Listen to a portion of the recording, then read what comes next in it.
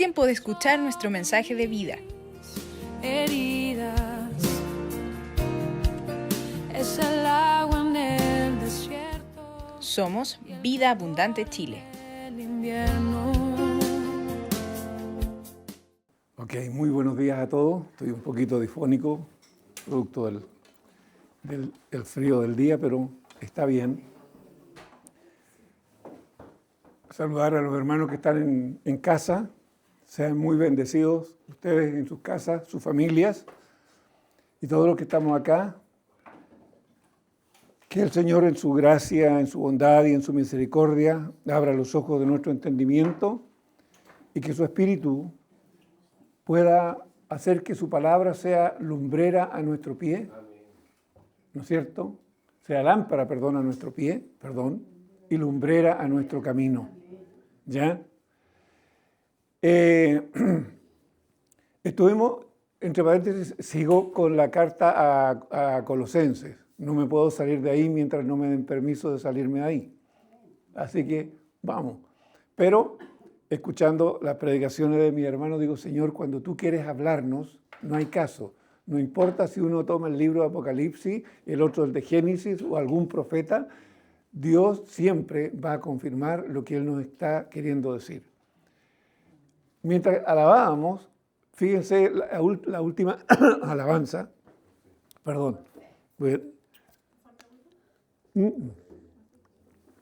tengo agüita, tengo café ahí caliente, sí, por el pecho.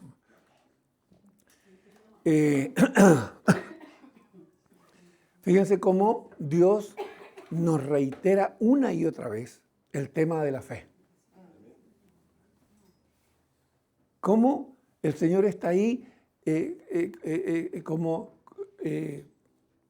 la abejita que cuando zumba y no deja de zumbar y nos habla de fe y de fe y de fe. ¿Ya? Veíamos la semana antepasada cuando estuve como Pablo, veíamos el ejemplo de Pablo, cómo Pablo ama a una iglesia que él nunca vio.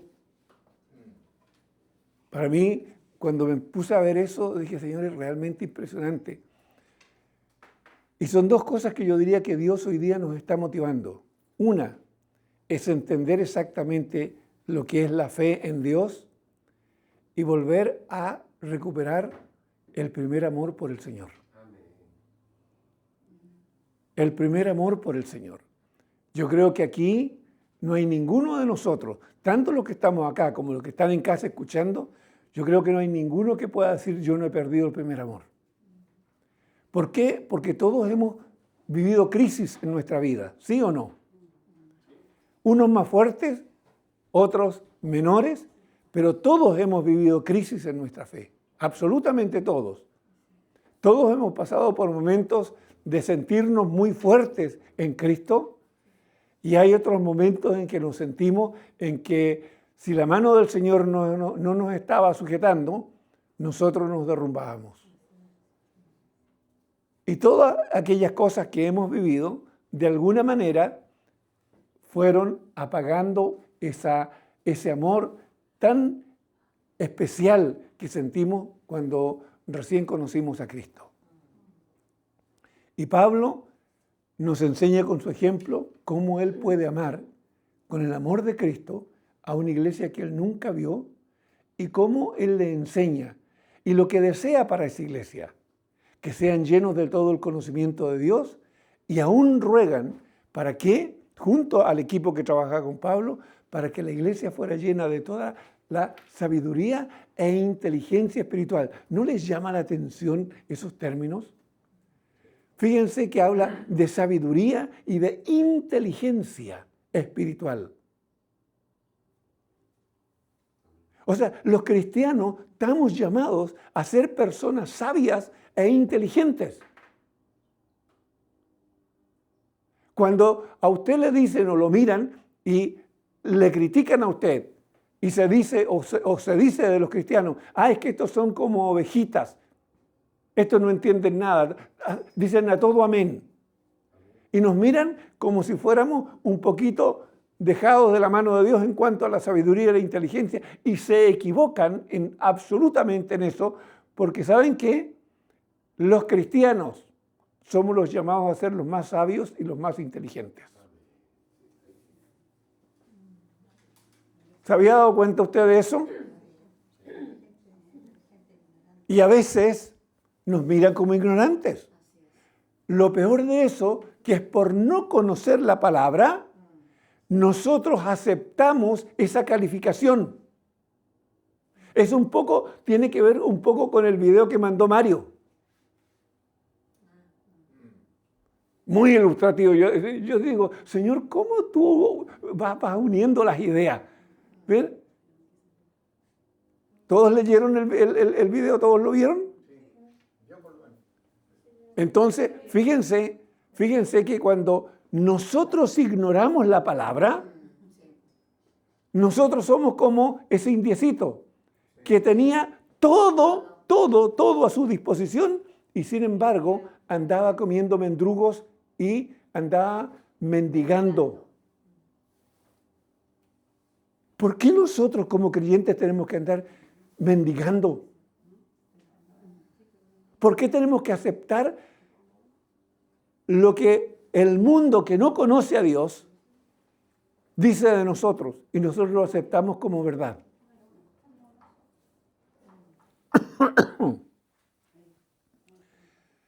Vamos a intentar hoy día ver desde el versículo 15 de 1:15 de Colosenses hasta el 23. Y vamos a ver ahora Colosenses 1 del 15 al 23. Colosenses 1 del 15 al 23. Vamos a ir leyendo versículo por versículo. Yo lo quería hacer por espacios más grandes, pero Dios me dice, no, enseña de esta manera. Ok, Él es más sabio que yo. Y fíjense lo que parte diciendo.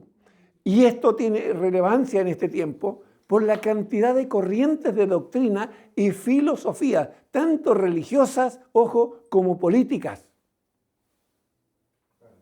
que son las que hoy día presionan sobre el mundo. Hoy día nosotros tenemos en nuestro país, lamentablemente, una división política en la nación dividida en dos bandos, que son dos corrientes filosóficas distintas. ¿Y dónde está la voz de la iglesia? No aparece. Y como venimos diciendo en esta congregación hace mucho tiempo, ya un par de años, la iglesia está dormida. La iglesia necesitamos despertar y necesitamos apropiarnos de las verdades que el Señor nuestro Dios nos ha dado y entender quién es realmente Jesucristo hoy, no ayer, sino quién es hoy. Él siempre ha sido el mismo. El problema es que todavía muchos caminamos con la imagen de ese Jesús que caminó con la cruz. Y miren lo que Pablo le enseña como doctrina a la iglesia de Colosenses. Y dice esto, fíjense, Él es la imagen del Dios invisible.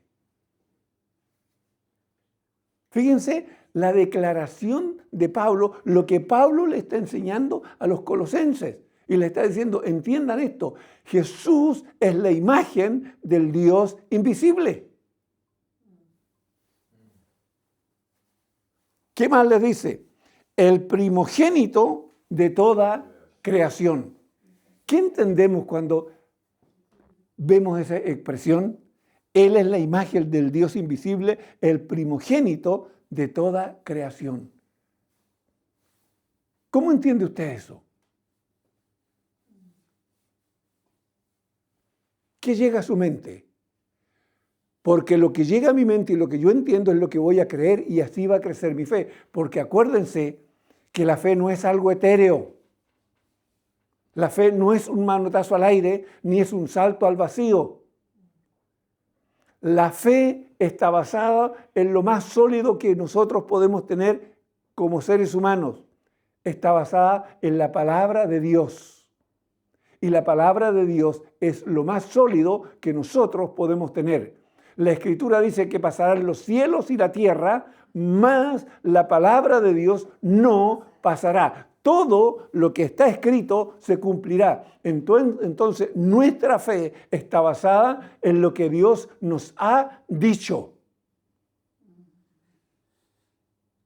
Insisto, no es un manotazo al aire, no es un salto al vacío. La fe no es eso. Y digo esto porque mientras leí esto recordaba las enseñanzas que vienen de muy antiguos. Siempre me acuerdo cuando el movimiento de renovación se enseñaba mucho esto. ¿Se recuerdan del ejemplo que ustedes lo escucharon? Del papá que se suponía que ponía al niño en una escala y oscuro, en un peldaño, y después el papá le decía salta. Y el niño tenía que confiar que el papá lo iba a recibir. ¿Se recuerdan de ese ejemplo? Como ese me recuerdo de varios más. Pero eso es un salto al vacío. Y la fe del que el Señor nos habla no es un salto al vacío. Es creerle a Dios lo que Dios nos ha dicho en su palabra. ¿Y por qué le creo a Dios? Porque Dios es fiel y porque, ojo, sé quién es Dios. Sé quién es Dios. Si esto es lo mismo que yo le dijera a cualquiera de ustedes, ¿sabes qué? Cuando salgas de aquí, no te preocupes por tus problemas económicos, yo te voy a pasar $1 millón.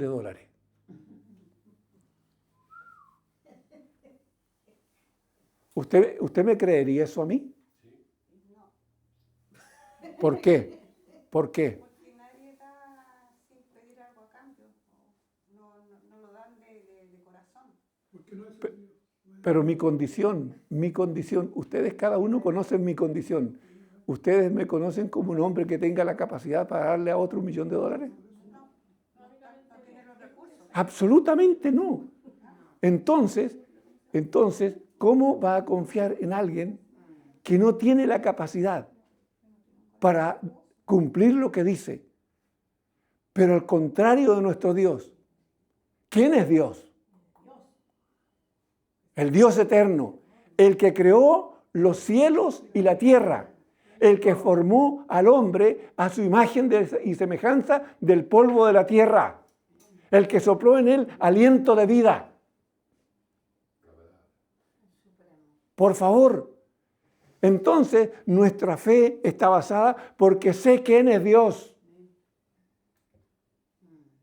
Y le creo a Él porque lo que Él dice se cumple. Entonces, creo en una palabra que tiene absolutamente sustento por saber de dónde viene y de quién viene. ¿Ok? Entonces, cuando Dios me está diciendo que Cristo es la imagen del Dios invisible, ¿ya? ¿Qué Dios me está queriendo decir?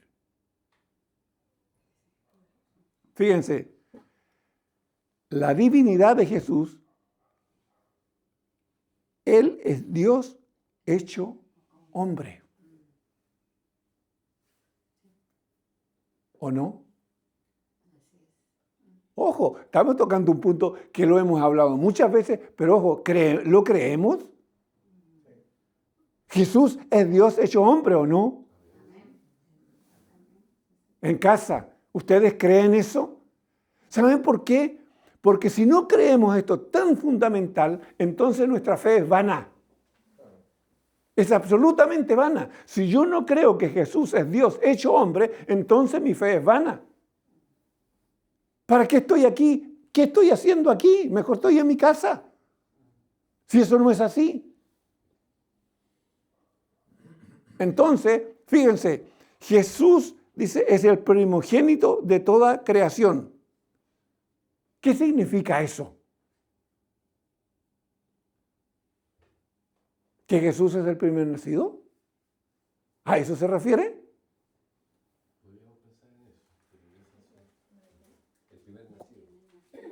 Fíjense, Jesús es el primogénito, dice, el primogénito de toda creación. De toda creación. ¿Qué quedó fuera? Nada.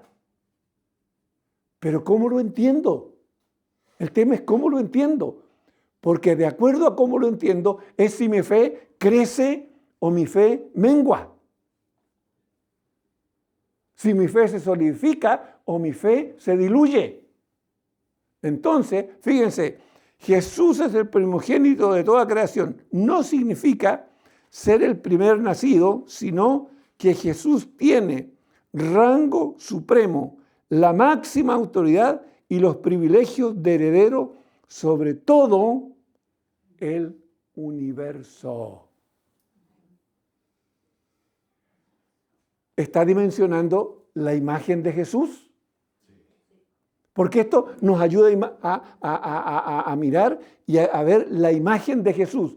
Ya no estoy viendo a ese Jesús con la túnica caminando por las calles polvorientas de Israel. Aquí Pablo le está enseñando, fíjense, a los colosenses a visualizar a Jesús. Él ya les habló de inteligencia y sabiduría espiritual. Fíjense. Ya les dijo que lo bueno para ellos era ser llenos de todo conocimiento y toda inteligencia y sabiduría espiritual. ¿Saben? Esto es fundamental para los tiempos que estamos viviendo, por el nivel de confusión y de engaño que hay. Cuando uno empieza a ver esto, de repente te caen textos como estos que te dicen, por eso Jesús dijo, muchos son los llamados, pero pocos los escogidos. Porque dentro de la iglesia hay una cantidad de gente que no es un verdadero creyente. Hombres, mujeres, jóvenes y viejos. Cuando usted los pone en esta dimensión espiritual, simplemente dice, yo eso no lo creo. Yo eso sí que no lo creo. Ahí ya se están pasando películas. ¿Por qué? Porque estamos diciendo que Jesús tiene el rango supremo, la máxima autoridad y los privilegios de heredero sobre todo el universo, o sea, sobre todo lo creado. Jesús tiene la primogenitura en todo, en absolutamente todo. ¿Hay algo que está fuera de la autoridad y del control del Señor Jesucristo? No.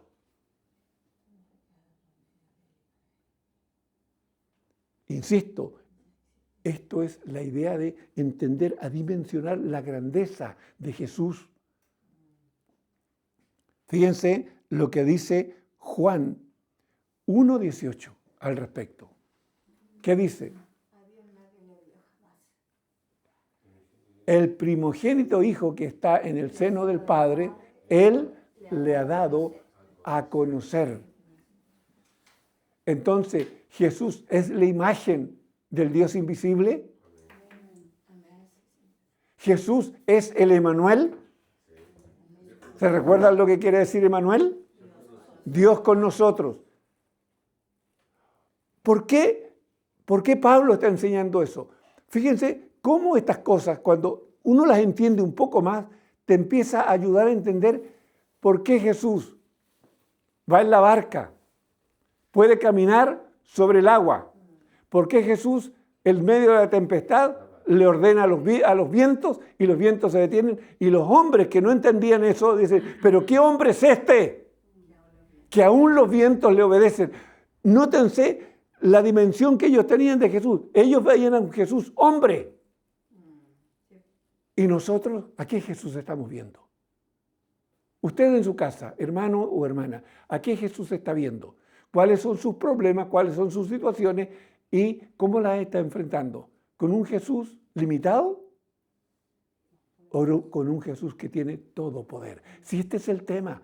¿Y saben por qué es importante? Vuelvo a decir, por los tiempos de confusión que estamos viendo y por las cosas que tienen que sobrevenir.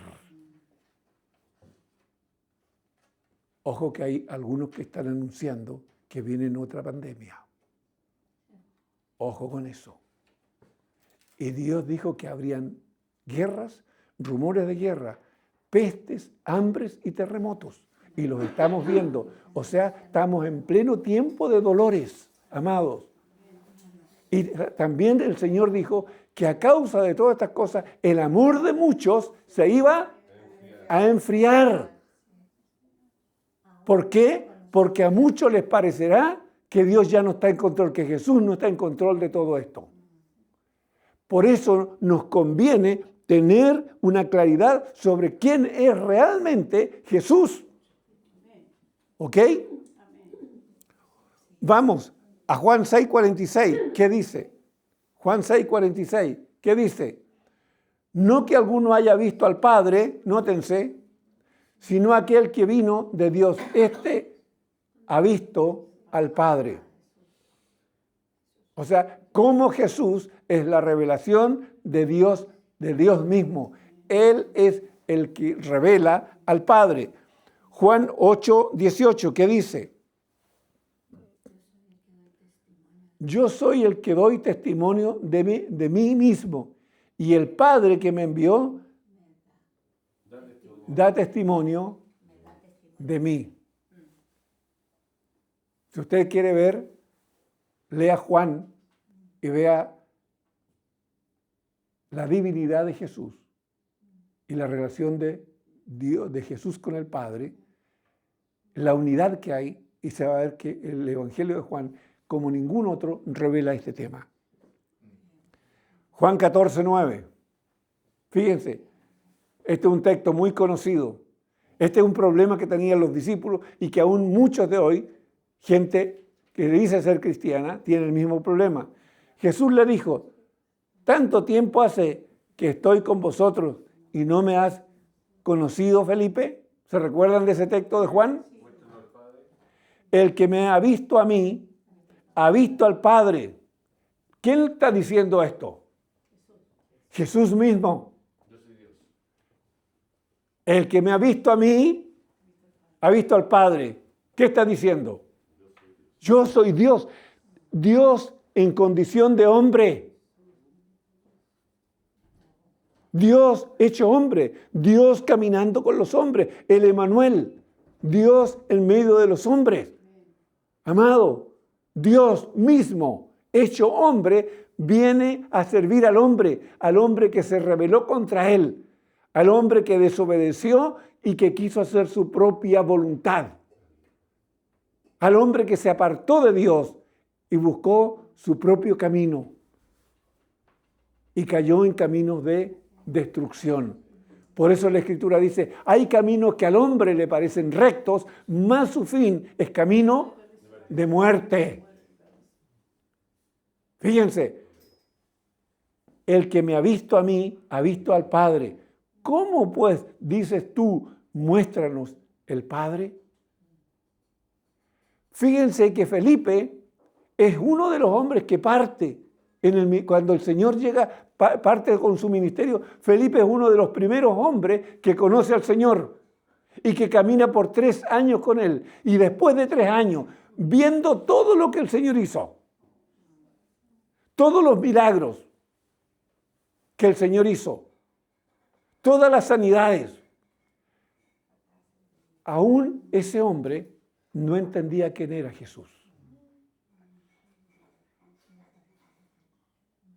Entonces, amados hermanos, nosotros tenemos que orar para que el Señor abra los ojos de nuestro entendimiento, para que ensanche nuestro corazón, para que Él ponga su sabiduría y su inteligencia para entender estas cosas que parecen tan simples, pero que nos cuesta que se arraiguen dentro de nosotros y podamos caminar con absoluta confianza. ¿Saben lo que más necesitamos en este tiempo nosotros? Confianza.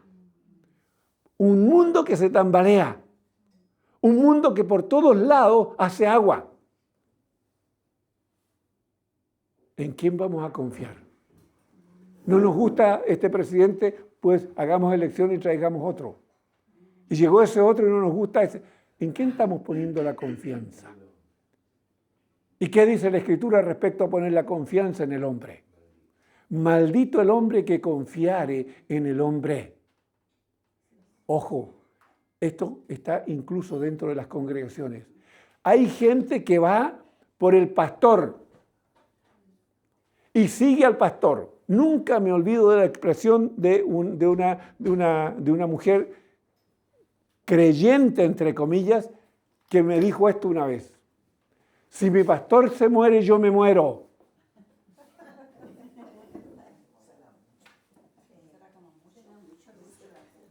No será mucho Lucho, ¿no es cierto?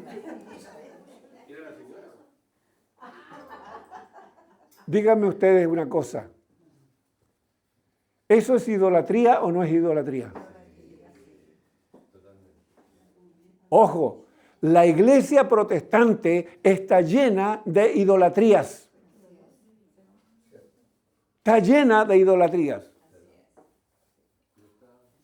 Hombres siguiendo a hombres. Es cosa de mirar un poco lo que está pasando en la iglesia y nosotros nos damos cuenta de eso. Amados, a causa de eso, la iglesia tiene que ser cernida para que sea purificada. Ojo con lo que estoy diciendo. La iglesia va a ser cernida para que sea purificada. ¿Ok? Vamos al Colosenses 1:16. Porque en Él fueron creadas todas las cosas, las que hay en los cielos y las que hay en la tierra, visibles e invisibles, sean tronos, sean dominios, sean principados, sean potestades, todo fue creado por medio de Él y para Él.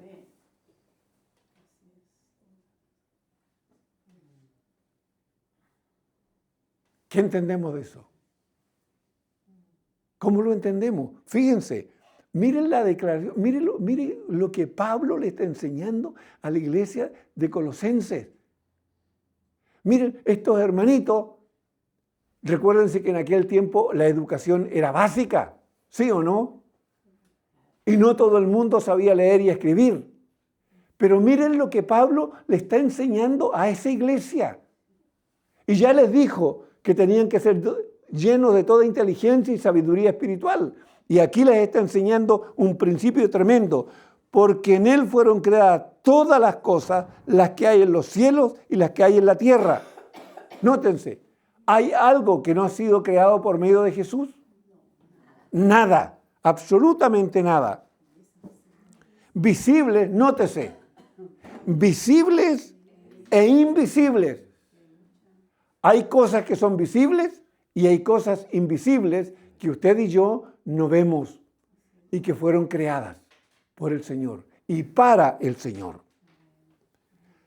Fíjense, y esto es para la lucha espiritual, fíjense en esto. Sean potestades,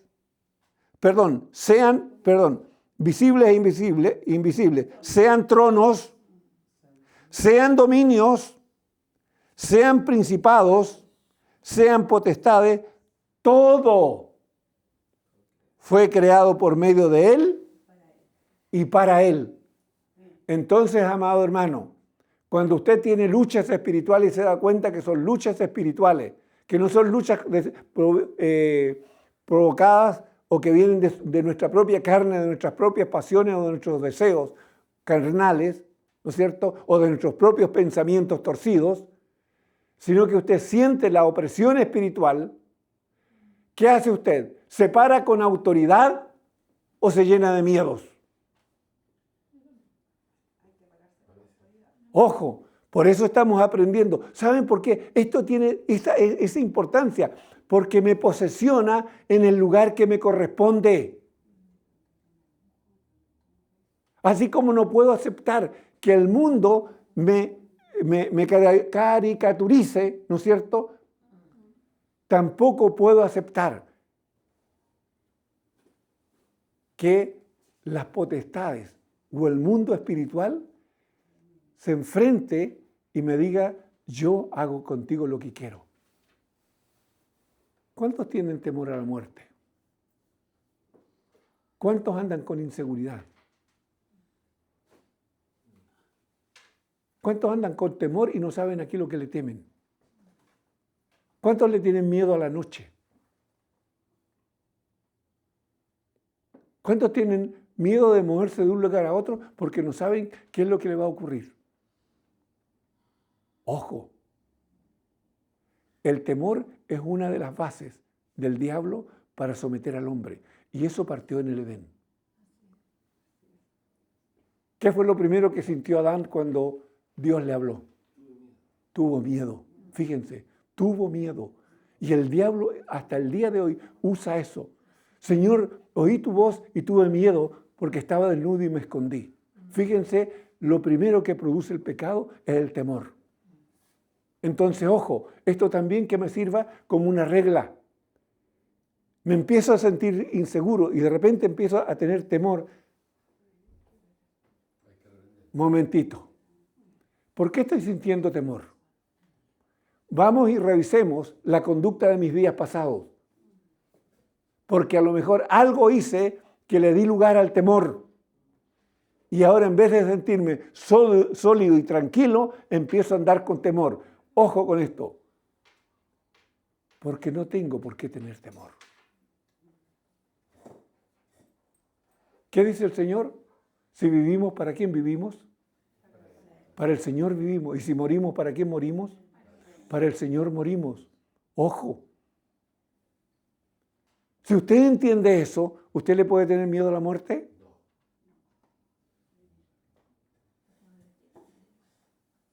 Amados, principios tan básicos, tan elementales, pero si yo no los tengo revelados, por eso necesito, Señor, muéstrame lo que esto significa para mi vida. Señor, quiero entenderlo. No simplemente quiero repetir el texto. Señor, quiero entender lo que tú me estás diciendo con ese texto. ¿Saben por qué insisto en esto? Esto me va a dar una posición en Cristo. ¿Camino como mendigo o camino como el que lo tiene todo? ¿Camino con autoridad o camino como esclavo? Ojo con eso. ¿A usted no le ha pasado que se levanta en la mañana, hoy, y si voy por ahí me pasa un accidente? ¿Nunca le ha pasado eso? Los que conducimos eso, yo creo que es muy común. Yo hoy día desperté a las 7 de la mañana de nuevo. Sí, porque despierto a las 3 de la mañana y después a las 7 de la mañana. Y ¿saben lo que me pasó? El primer pensamiento. ¿Y si te chocan? ¿Y si te chocan? Fíjate, ¿y si te chocan? Y solamente es eso, ¿y si te chocan?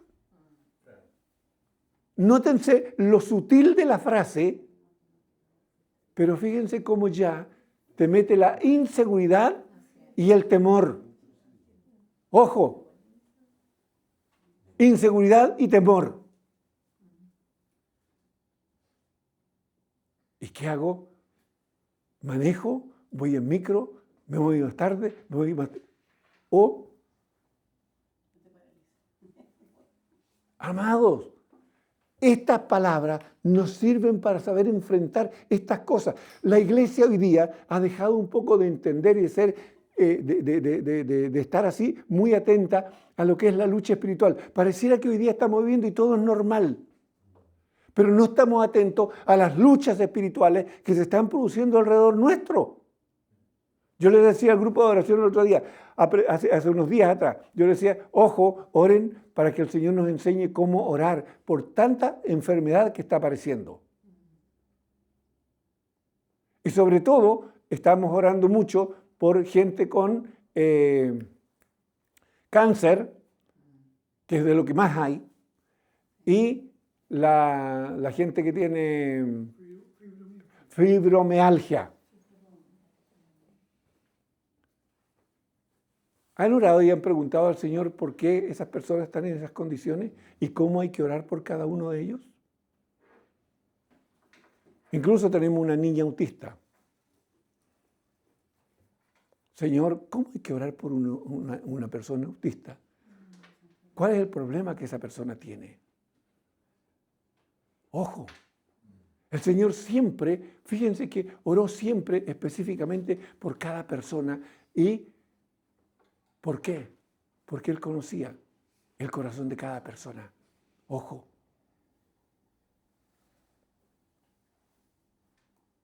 Me acuerdo que estábamos en comunidad y un día traen una persona, siempre Hernán se recuerda, no sé quién más estaba en ese tiempo, cuando se hacían las filas, estábamos en el Hotel Galería, ¿te acuerdas, Hernán? Y se hacían las filas para que oraran y nos ponían a varios a orar. Me recuerdo que en una de esas filas estaba orando yo y traen una persona y me dicen, ¿saben qué? Él tiene cáncer, esta persona tiene cáncer, ¿cómo se llama esta glándula? La hipo, no me acuerdo cuánto. ¿Hipotálamo? En el hipotálamo, correcto, en el hipotálamo. Y me dicen, tiene cáncer en el hipotálamo. Y yo me dicen cáncer y yo digo, Señor, no tengo idea cómo orar por una cosa así. No sé cómo se ora. Y estábamos orando. Y la persona me estaba diciendo lo que pasaba con la persona. Y yo en mi corazón le estoy diciendo, Señor, no tengo idea cómo orar. ¿Qué se hace? Y recuerdo siempre que el Señor me dice, ora y ordena que ese cáncer se seque. Que se detenga, que no crezca más. Que se detenga y no crezca más.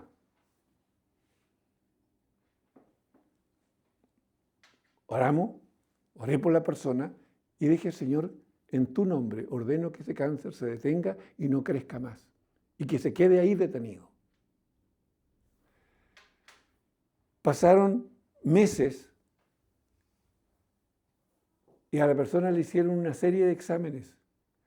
Y los médicos se sorprendían porque el cáncer no crecía. Y nunca creció. Recuerdo que esa persona me dio el privilegio al Señor de atenderla y de hacer un trabajo con ella hasta que esa persona estuvo enteramente a cuentas con el Señor en su vida. ¿Y saben qué? De la noche a la mañana, creo que fue, no sé si fue una bronquitis, algo fulminante que le dio, y la persona partió. Y yo le dije, Señor, ¿pero qué pasó? Me dijo, no, era su tiempo y yo la quise retirar. Pero el cáncer nunca, amados, nunca creció. Amados, tenemos que volver a esa esencia del poder de Dios. La iglesia tenemos que volver a esa esencia de estar convencidos, absolutamente convencidos. ¿Quién es Jesús hoy? Y que nuestra lucha, como dice Efesios, no es contra sangre y carne, sino contra principados, potestades, gobernadores y huestes espirituales de maldad.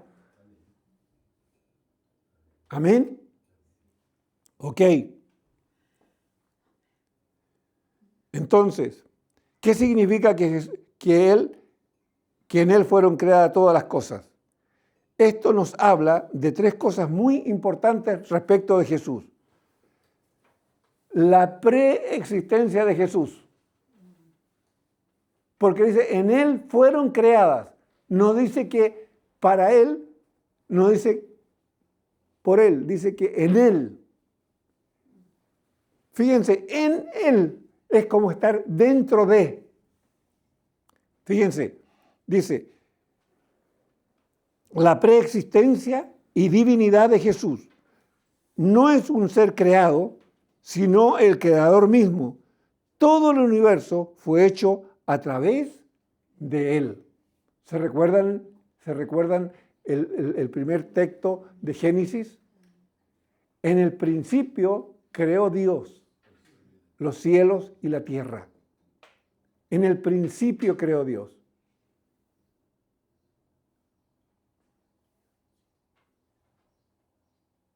¿En qué punto? Si yo pudiera dibujar aquí un círculo y hacerlos todos ustedes que miren para atrás, y yo dibujo un círculo acá, y luego les pido que ustedes miren el círculo y me indiquen exactamente dónde comenzó el círculo, ¿lo podrían hacer? Entonces, la eternidad de Dios es como un círculo. Uno no sabe dónde partió, no puede indicar principio. Al contrario de nosotros los hombres, nosotros somos lineales. Nosotros nacemos aquí y morimos allá. Pero Dios en su eternidad es como un gran círculo que no sabemos dónde comenzó. Solo sabemos que existe. Y Dios dice que Jesucristo es la preexistencia y la divinidad de Jesús. No es un ser creado, sino el creador mismo. Todo el universo fue hecho a través de Él. Eso, primer punto, preexistencia y divinidad. Segundo punto, tiene dominio total. Su autoridad abarca todo lo existente. Todo el mundo físico como el espiritual. Fíjense qué interesante esto. Todo el mundo físico y todo el mundo espiritual, Jesús tiene la preeminencia, tiene la primogenitura, tiene la máxima autoridad sobre todo esto. ¿Ok? Propósito eterno de todo esto. Todo fue creado para Él, lo que significa que el propósito final de la creación es glorificarlo.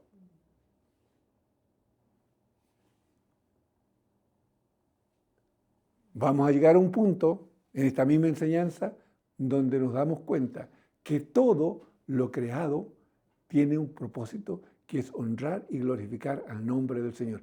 Seguro que en sus mentes ya están sonando textos en su cabeza que hablan de esto. Ok, fíjense, estamos en Colosenses 1:16. Ok, Juan, ¿qué dice? Bueno, ya lo leímos. Juan 1:1-2, ¿qué dice?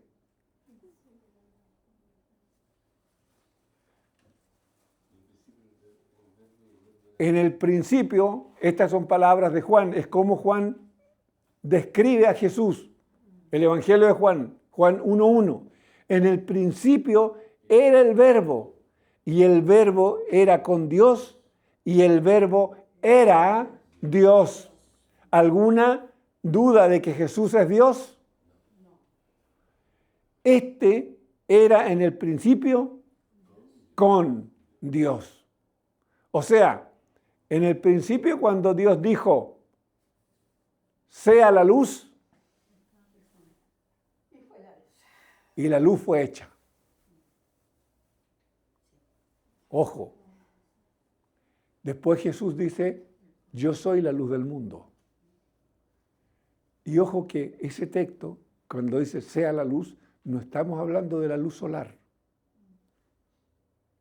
Porque la luz solar fue creada al cuarto día, o al tercero, al cuarto día. Ojo con eso. Ya no es lo mismo. Entonces, amados, eso es para que nos demos cuenta la grandeza, vuelvo a insistir en este punto, la grandeza, el poder, la autoridad, la magnificencia de Jesús. ¿Quién es Jesús? ¿Ya? ¿Qué más? Dios ha hablado... Perdón. Hebreo 1:2. Ok, Hebreo 1:2. Dios ha hablado por su Hijo. Dios, habiendo hablado muchas veces y de muchas maneras en otro tiempo a los profetas, a los padres por los profetas, en estos postreros días nos ha hablado por el Hijo, a quien constituyó heredero de todo y por quien asimismo hizo el universo, el Verbo. ¿Por quién? ¿Por medio de quién? El mismo, el Verbo, Jesús como el Verbo, ¿ya? La palabra de poder, la palabra creadora.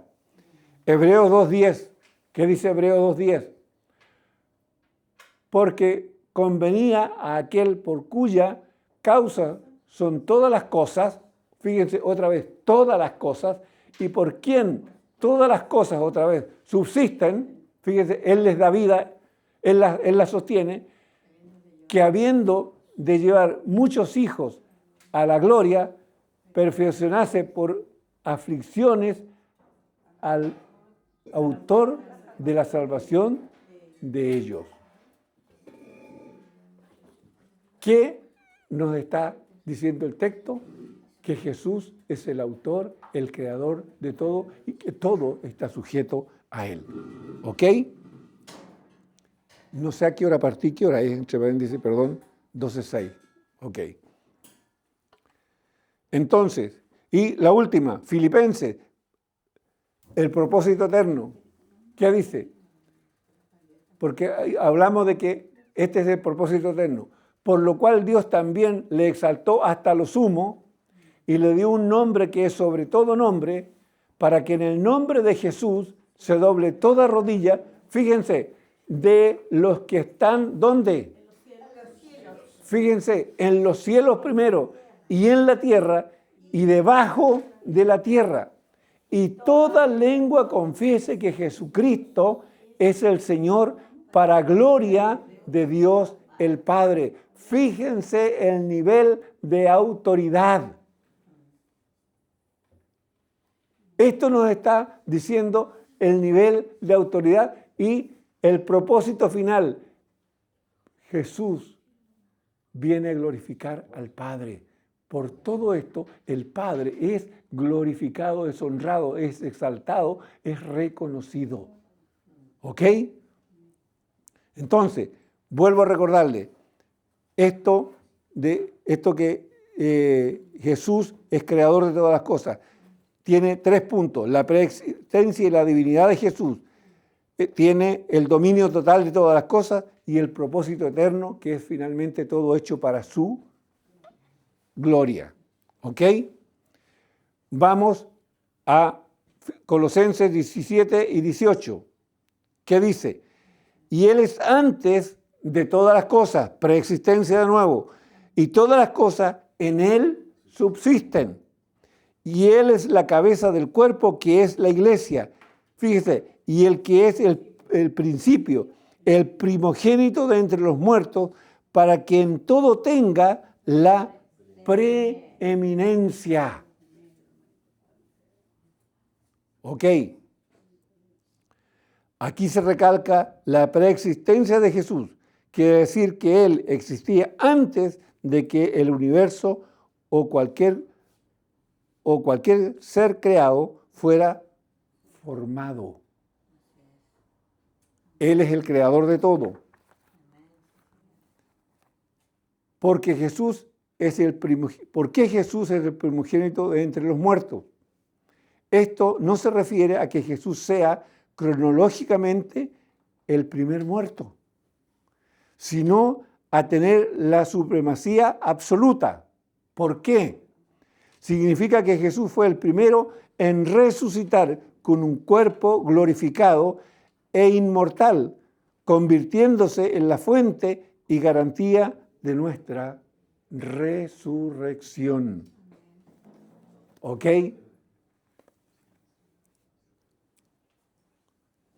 Fíjense, esto es muy interesante. Estamos diciendo que Jesús, ¿no es cierto?, es el primogénito de toda creación. Primera de Juan 1, 1 al 3. ¿Qué dice? Primera de Juan 1, 1 al 3.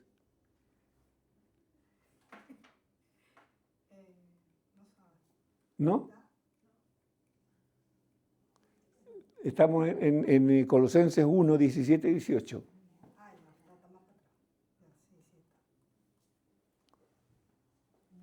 ¿Ahí sí? Ya. Lo que era desde el principio, nótense, lo que hemos oído, lo que hemos visto con nuestros ojos, lo que hemos contemplado y palparon nuestras manos tocante al verbo de vida. Esto lo está diciendo Juan respecto a Jesús. Fíjense el testimonio de Juan, fíjense las palabras de Juan. Lo que era desde el principio, lo que era desde el principio. vuelve a hablarnos de la preexistencia, de la eternidad de Jesús. ¿Ya? Lo que hemos oído, lo que hemos visto con nuestros ojos, ¿ya? Lo que hemos contemplado con sus ojos y palparon nuestras manos tocante al verbo de vida. Fíjense el término verbo de vida. En el principio era el verbo y el verbo era con Dios y el verbo era Dios. O sea, la palabra viva de Dios es Jesús. Ojo, ojo con eso. Ya la importancia, entonces, cuando nosotros tenemos que orar por una persona, por una enfermedad, o sea, de repente usted se encuentra con una persona endemoniada y tiene que orar por él. La importancia de usar la palabra. Porque la palabra tiene poder y tiene autoridad porque salió de Dios. Porque viene del verbo y el verbo tiene todo poder. El verbo es verbo creador. Él creó todas las cosas. Por Él fueron hechas todas las cosas. Por lo tanto, cuando usted y yo estamos orando y usando la palabra, entonces las cosas se hacen porque la palabra de Dios es viva y eficaz y más cortante que espada de doble filo. Por eso la importancia de usar la palabra. Amados, esto es profundizar, amados, en el conocimiento del Señor, de ver el nivel de autoridad y poder que Él tiene. Y fíjense que nosotros, ese poder está al alcance suyo y mío, si andamos en justicia, en verdad y en santidad.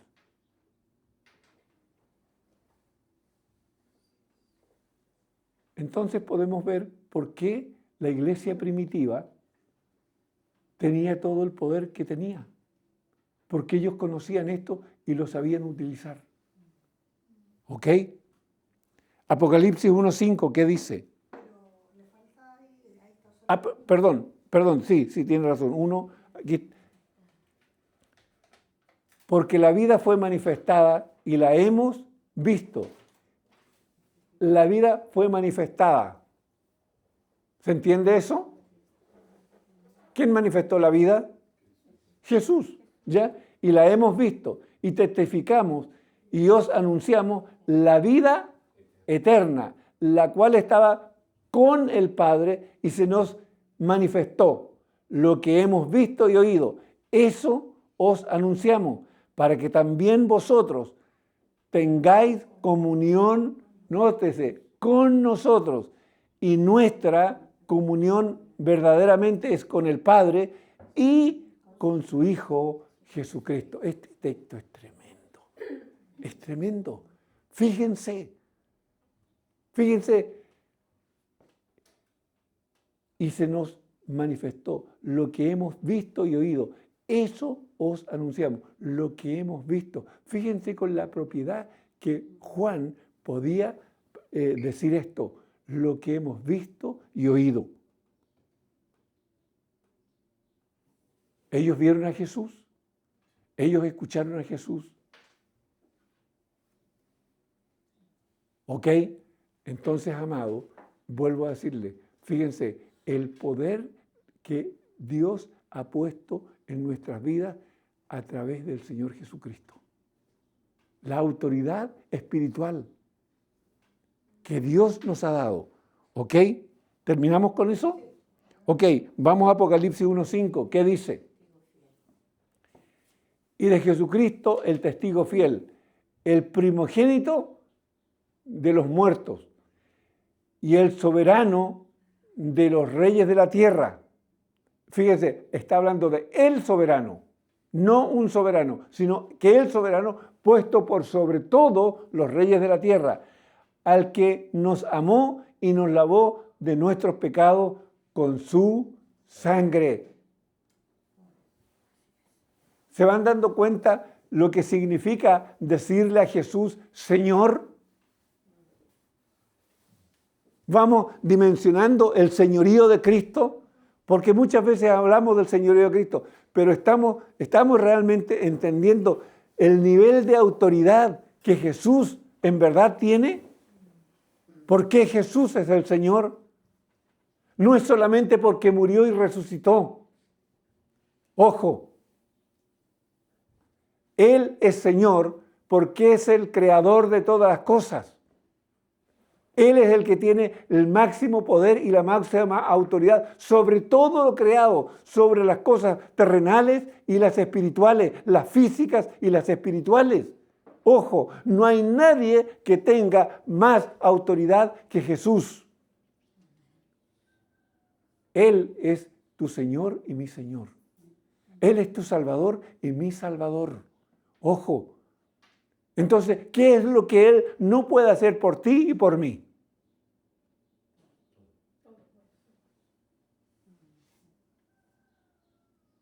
¿Estamos entendiendo eso? Amados, insisto, estas convicciones, estos principios son tan básicos y tan elementales, pero si no hacen vida en nosotros, amados, es un pensamiento en nuestra cabeza, pero no una realidad.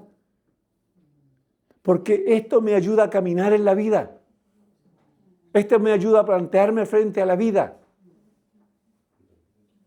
Si el Señor tiene todo poder y tú estás pidiéndole algo y no hay respuesta, entonces pregúntale, Señor, ¿qué es lo que tú quieres?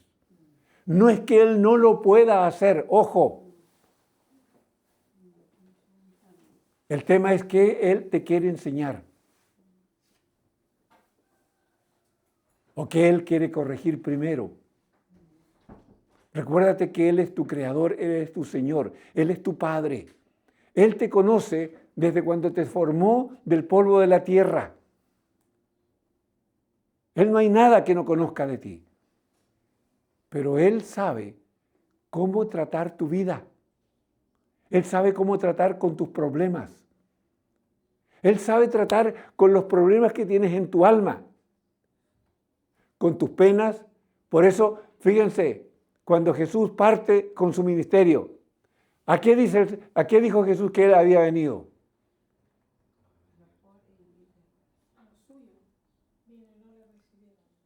Ya, pero ¿a qué vino? A dar libertad a los cautivos, vista a los ciegos, a dejar libre a los oprimidos, a sanar a los quebrantados de corazón, a pregonar libertad a los cautivos. Entonces, amado, ¿cuáles son los problemas? Hablábamos tiempo atrás y esta palabra es para eso, para que renovemos nuestra mente, para que renovemos nuestra alma. ¿Cuáles son tus luchas en este tiempo? ¿Qué es lo que está pasando en tu mente? ¿Qué está pasando en tu corazón? ¿Cuáles son las cosas que no has podido vencer? Y si no las has podido vencer, Señor, ¿qué está pasando? Porque si Él tiene todo poder, Él no está limitado para arreglar el problema que yo tengo. Pero entonces Él seguramente está procurando arreglar algo en tu vida que tú no le has dado importancia.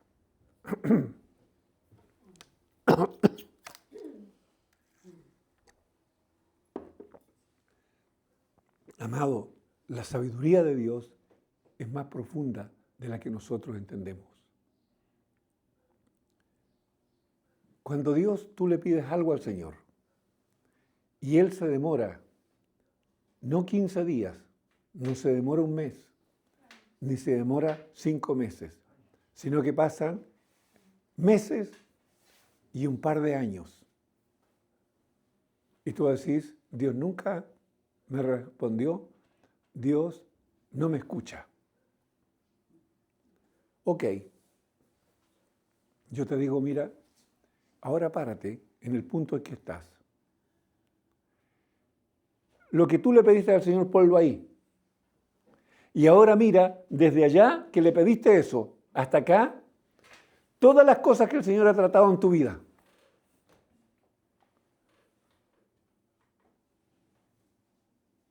Y tú dices, ¿y eso qué tiene que ver? Acuérdate que Él es papá y Él te conoce. Y Él sabe mejor que tú tus propias necesidades. Nosotros como seres humanos somos emocionales. Y queremos las cosas mañana o hoy día. Y por lo emocional que somos, nos deprimimos o nos alegramos. Pero no entendemos el trato que Dios nos da. No entendemos por qué los pasos, las dificultades y todo. Cuando yo le pedí esto a Dios, estaba viviendo esta realidad de acá. Y Dios me miró y me dijo, eres un inmaduro, tú no estás capacitado para esto. Nunca olvido esto. Hace muchos años atrás, siendo joven, impetuoso y presumido, yo lo único que quería era trabajar en la obra del Señor y trabajar para el Señor. Y Dios me muestra la siguiente visión. Me muestra una roca enorme, enorme, enorme, enorme, una altura, yo le digo, pero enorme. Y al lado mío veo a cada lado 2 escaladores. Y créanme que yo de montañismo sabía cero. Pero créanme que cuando vi todo este cuadro, veo a los tipos con unas tremendas chaquetas, unos zapatos con clavos, con unos grampones inmensos, con cuerdas, con una serie de cuestiones, y yo iba un poco más liviano que esto. Y yo miro a estos tipos de la vida. ¿Para qué llevan tanto peso si estos necesitan subir, hacer un esfuerzo? ¿Para qué llevan tanto peso? Cuerdas y todo esto, y unos cascos. ¿Para qué se les llevan peso de más? Y yo digo, yo puedo subir, yo puedo. Y créanme que yo no entendiendo nada de escalada, yo empiezo a subir ese enorme roca. Y empiezo a subir. Y los tipos avanzaban y yo avanzaba. Iba a la par con ellos. Y yo dentro de mi corazón decía, yo puedo. ¿Ves que yo puedo? Y de repente llegamos a cierta altura, y que era muy alto ya, y me empiezo a entumir de una manera que ustedes no se imaginan, y los otros tipos, lo más fresco para arriba. Y yo me empiezo a entumir y me doy cuenta que yo no estoy vestido adecuadamente para seguir arriba. ¿Sabes lo que tuve que hacer? Todo lo que sube baja. Y tuve que bajar. Cuando llego abajo, hay una voz muy suave que me dice, todavía no estás preparado.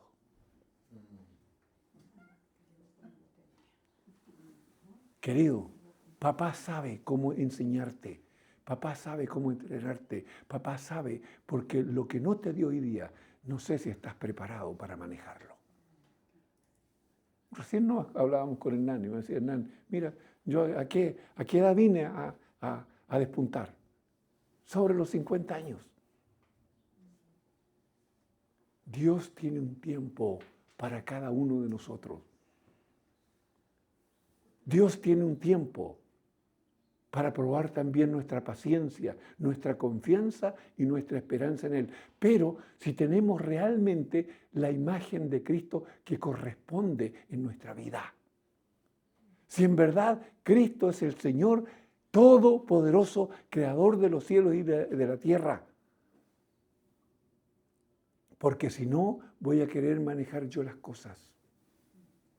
Y cuando yo las manejo, me equivoco. Puedo ser muy presumido como lo era. Fíjense que el Señor nunca me criticó o nunca me reprochó el hecho de quererlo servir. Pero me dijo, todavía no es tu tiempo, todavía no estás preparado. Y Dios tenía un tiempo para Él. ¿Qué es lo que has estado orando durante todo este tiempo? Toma todo este principio que hemos hablado esta mañana y dile, Señor, ok, ¿qué quieres tú?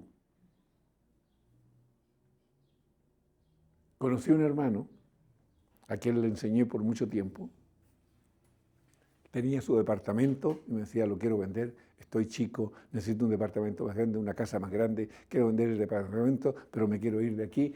Y lo trató de vender, oraba al Señor y nada de nada. ¿Saben? Crecieron sus hijos y el departamento no podía irse del departamento. Me decía, pero ¿cómo? Hasta que un día le dije, Señor, ¿qué pasa con esto? Señor, yo tampoco entiendo cómo este hermano no puede vender su departamento si lo necesita. Y Dios me dice, todo lo que se quiere debajo del cielo tiene su hora. Todo.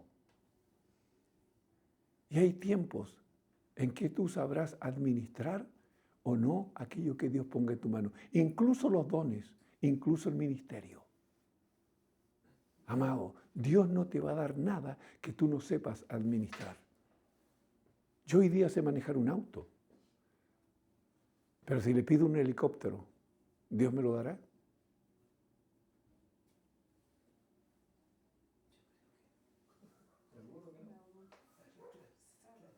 No sé pilotar, no tengo dónde tenerlo y no tengo los medios para mantener un helicóptero. ¿Para qué quiero un helicóptero? O sea, estoy capacitado para andar en bicicleta y le estoy pidiendo al Señor un helicóptero. ¿Crees que el Señor te va a dar un helicóptero? No. Entonces, amado, ¿a qué voy? Aprendamos a entender que cuando el Señor no te da lo que tú pides, no te lo da no porque Él no tenga el poder. Acuérdate, Él es el Señor de toda la creación. Él lo creó todo, Él lo hizo todo, de Él depende. Él dijo, todos los cielos y la tierra le pertenecen a Él. Todo es de Él.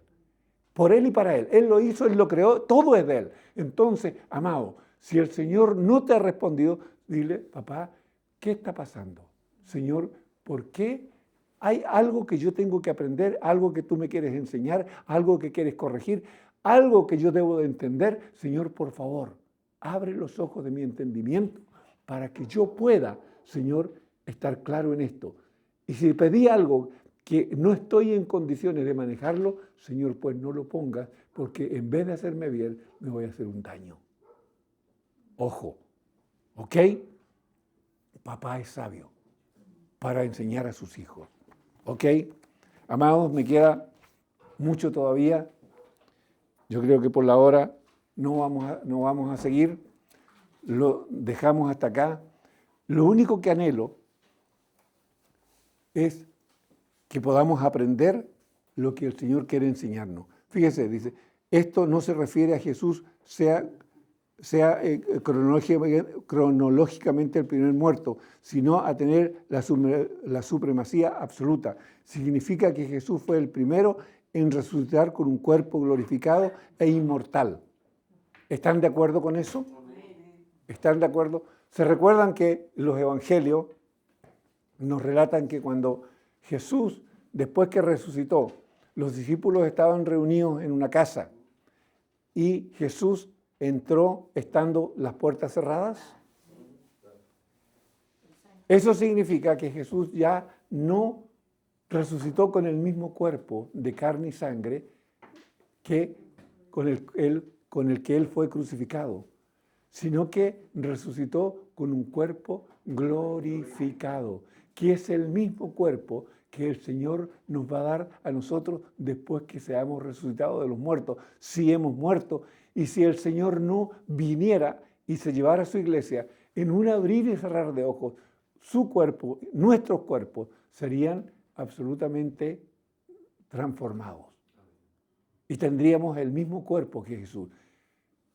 Por eso Jesús es la resurrección y la vida. Y de eso nosotros tomamos. Jesús venció la muerte y nació y resucitó con un cuerpo glorificado. Es el mismo cuerpo que usted y yo vamos a tener cuando el Señor nos resucite. ¿Ya? Por eso Él tiene la preeminencia en cuanto a la muerte y a la resurrección. ¿Ok? Espero que esta palabra nos sirva, amados, para crecer y fortalecer nuestra fe en el Señor y dejar de tener una imagen pequeña de Jesús, sino entender que Jesús es Dios y que todo poder y toda autoridad habita en Él. Amén. Dios les bendiga.